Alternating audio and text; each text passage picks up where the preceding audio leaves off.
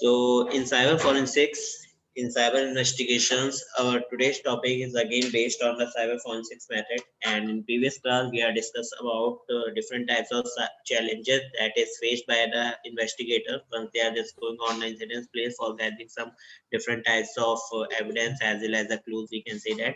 And after that, we discussed about different types of cyber crime investigation process, that is such like civil investigation, criminal investigation, as well as the administrative investigation. And after that, we discussed about rules of forensic investigation.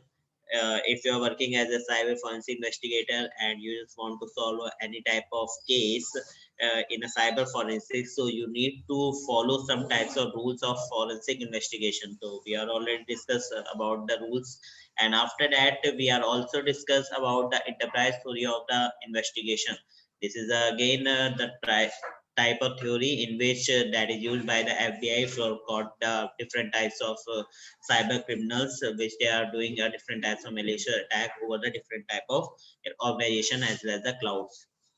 And after that, we discuss about the digital evidence, and we are discuss about the definitions of digital evidence. We can say that that is any type of information that is having a probated value of which can be stored into the transmitted, which can be stored into the any type of storage device as well as transmitted into the digital form. So we can say that that is a digital evidence.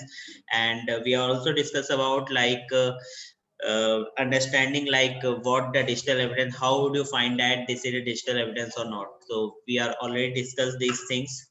And after that, we already discussed like the types of digital evidence and the characteristics of digital evidence, which as a forensic investigator, if you are just submitting your evidence into the court, so what the characteristic is basically taken by that digital evidence have must to go हमने discuss किया. And after that we already discussed about the rules of the digital evidence. And um, we already seen few things more the source of the potential evidence. What is the source of investigator to collect the different types of evidence which is created by which is such like user created files, user protected files, as well as the computer created files also. And we already seen uh, few more things related to the more sources of potential evidence, that is the different types which we can be gathered as a forensic investigation from the spot of the incident place. So we are already discussed these things, and today's we are going to discuss about that is the rules of evidence. So firstly we are going to discuss what is the evidence rule, and next we are going to discuss what is the best rule for gathering the evidence, right? So let's start the rules of evidence. If you are going to discuss about what is the rules of evidence, so we can say that evidence that is told to be presented in the court must be conformed and adopt with the established rules of evidence. Once you are submitting any type of evidence into the court as a forensic investigator, then you need to confirm your evidence and adopted your evidence by the court. Because if you are not presented fully and you are not using a rules of evidence, the court is not adopted your evidence as configured to that particular case. So you need to confirm and adopt your evidence is established by the rules of evidence policies. In investigation process, it is very important that the investigator understand the rules of evidence. If you are working as a forensic investigator, so there is very needed to investigator to know what the rules of to understand about the rules of to gather the evidence from the incident place. So what is the difference of rules of evidence? So we can say that rules of evidence govern whether, when, how, and for what purpose the proof of a case may be placed before a tier of fact for consideration. This rule is basically defining you once you are just gathering evidence for the governance process, evidence governance, then in that scenario you have to note down few things that is related to whether the evidence is governed, when the evidence is governed, and how the evidence is governed, and what the purpose of proof of this particular evidence which you have to govern from that particular incident place. So this is the again one definition. In other words, you can say that a trial of the fact may be judges of or a jury depending on the purpose of a trial and choose of the parties.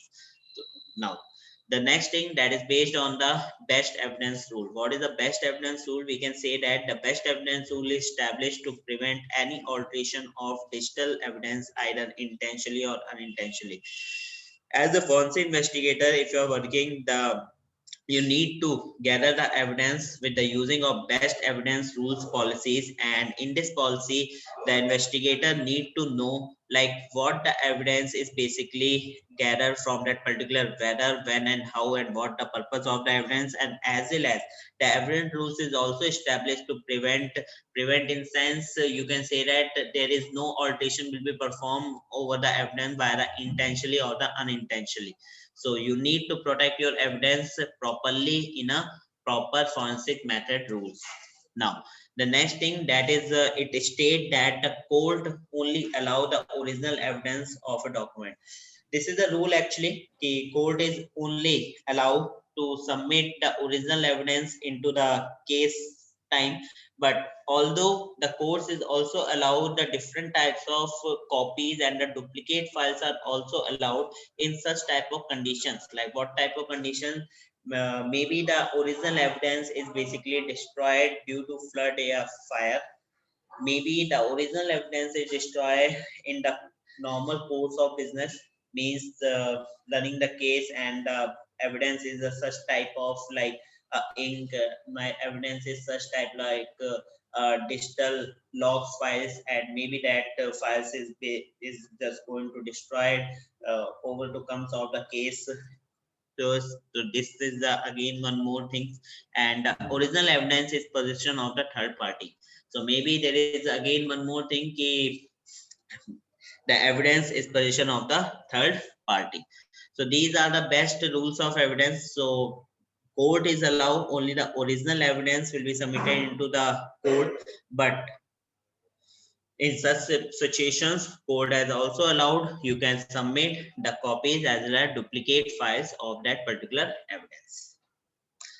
The next part, what is the actual evidence is looks like. Maybe if we are going to discuss about like not to related to the original not to related the digital evidence, if we are going to talk about the normal evidence, so what is the normal evidence is basically works, yeah, how is it actually looks like so in legal terms, evidence covered a burden of the proof, admissibility, relevance, weight, and the sufficiency of what should be admitted into the record of a legal proceeding.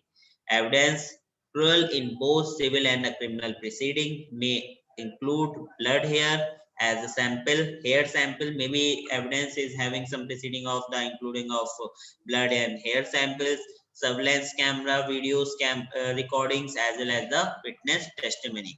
So according to the court, there are the evidence is basically divided into the four general types. What the general types? The first one, that is a real evidence. Maybe that evidence is basically a type of tangible things. Tangible, you can say that you can touch it, feel it, and see it also. So that type of evidence, such as a weapon, maybe that is a weapon. So that is a real evidence. Demonstrative evidence, the second type is a demonstrative. So in demonstrative evidence, a model of what likely happened at the time and the place.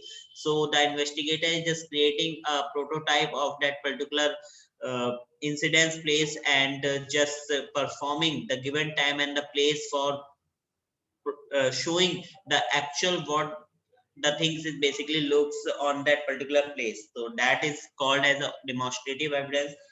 Documentary evidence, a letter, maybe that is a letter, blog spots, or the other documents. So this is called a documentary evidence. And the last one, the type is a testimonial. What is testimonial? Testimonial, we can say that that is a witness testimony.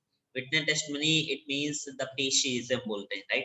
So this is a part of witness testimony, and this is the last type of evidence which is showing, yeah, which is presented into the court by the investigator. The next part, that is a federal rule of evidence. If you are going to govern any type of evidence on the incident place, so there is one more rule will be applied on to govern on that evidence, that is called a federal rule. So federal rules of evidence are what is showing. The federal rules will explain you like how you are the set of rules that govern the introduction of the evidence at the civil and the criminal trials in United States Federal Trial Court. The current rules were initially passed by the Congress in 1975. In India, this rule is basically passed by the Congress in 1975 and after several years of drafting by Supreme Court. The rule of straightforward. Actually, this rule is basically a straightforward and relatively short compared to other set of court rules, such as the federal rule of civil procedure. Most of the times, federal rule procedure is basically used into the civil investigation process. These rules shall be constructed to secure fairness in administration, elimination of unjustifiable expenses and delays, and promotions or growth development of the law of evidence.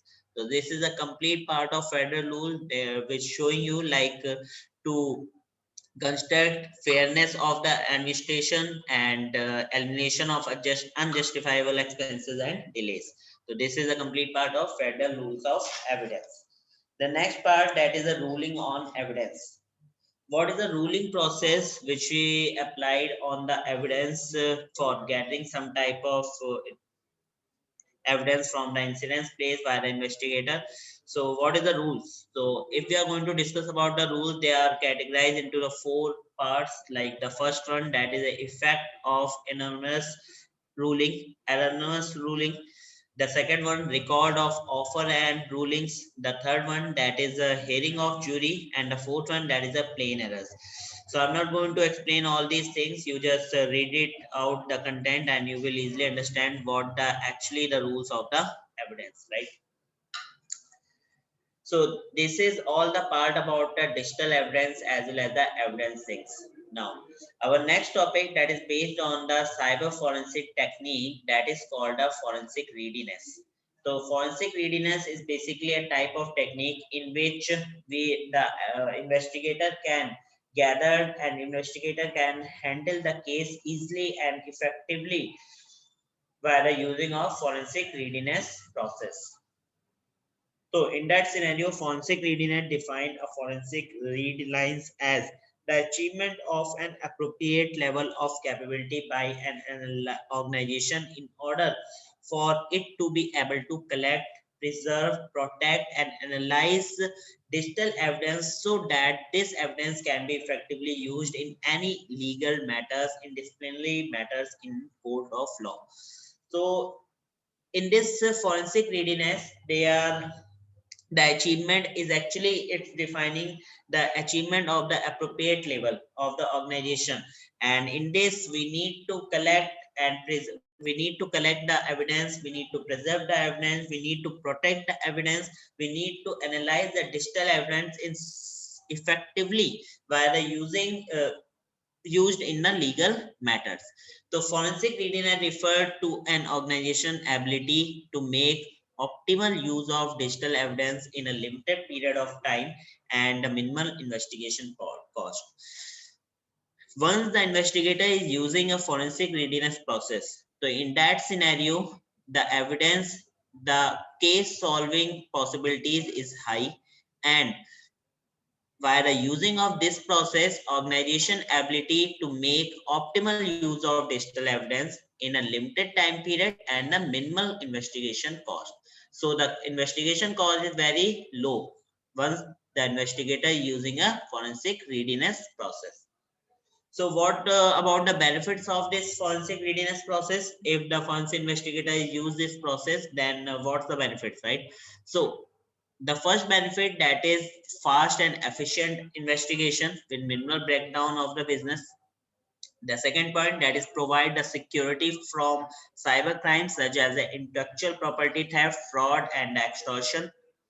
The third point, that is offers structured storage of evidence that reduce expenses and time of an investigation. The fourth one, that is the improved law enforcement interface. We know very well law enforcement agencies are basically handling the criminal cases, right? So at that point, the improved forensic readiness is basically involving to improve the law enforcement interface. So the investigator can easily investigate all the case, and basically they can gather the evidence into the effective ways. The next point, that is the easy identification of evidence related to the potential crimes. The next, that is the proper use of evidence for positive outcome of any legal charges. If the investigator is basically using a forensic readiness process, so there is the chances to come that outcome in a positive way of using the legal charges. So the next point, that is the help of organization use the digital evidence in its own defense. Sometimes the organization is using that evidence, digital evidence for its defense. The next thing, blocks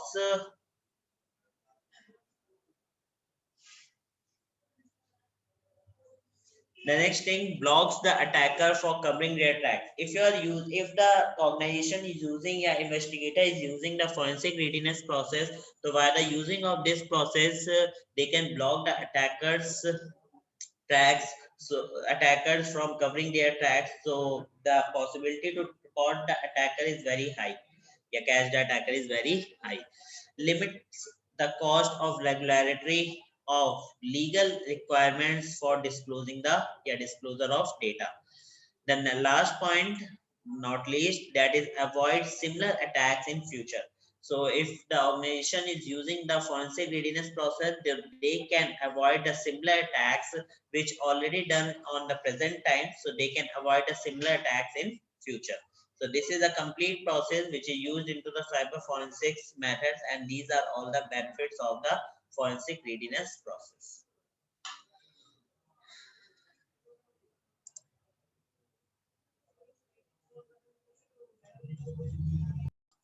So firstly, we are just going to discuss that is the importance of computer forensics process. What is the actual importance in a cyber forensics as a computer investigation?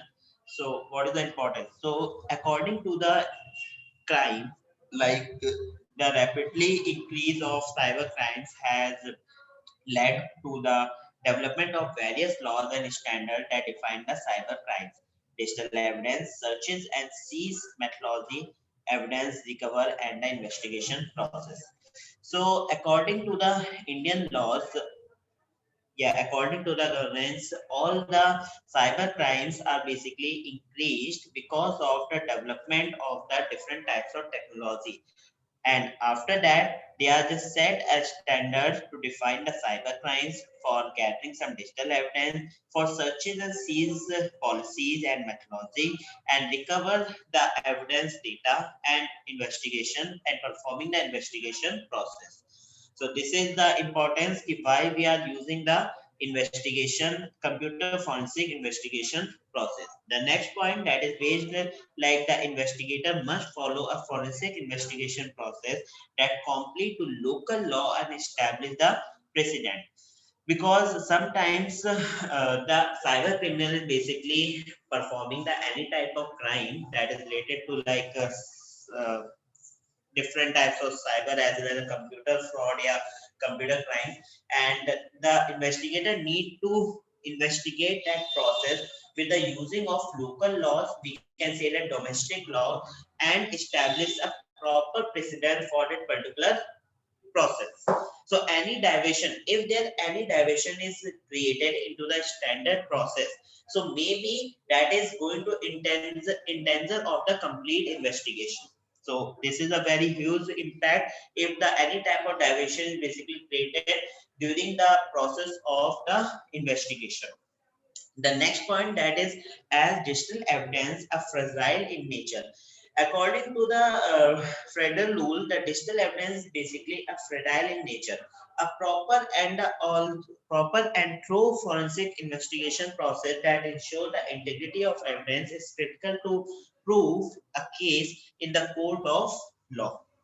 The next point, that is investigator must follow a repeatable and a well documented set of steps such that every iteration or analysis provide the same finding, or else finding of the investigation can be invalidated during the cross examination in a court of law.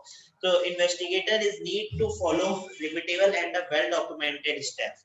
It means the investigator need to maintain a full documented with the using of different investigation process policies and documented policies with the using, yeah, with the iteration that provide the analysis process. So this is again a need why the computer forensic process is needed. So according, after that, the phases of the computer forensic investigation, like what is actual the phases is basically using for the investigation process of computer. So there are total of three phases. The first one, that is a pre-investigation phase. The second one, that is investigation phase, which is running on the lifetime and now time. And pre-investigation phase, that is based on the past investigation, yeah, incoming of future investigation. And the post investigation phase basically handle all the cases which you have already crime performed into the past of that particular organization, yeah, over the organization. So these are three types of phases of computer forensic investigation. So let's discuss about each one by one. If we are going to discuss about like pre-investigation phase, so that it deals with tasks to be performed prior to the consent and of actual investigation. Consentment of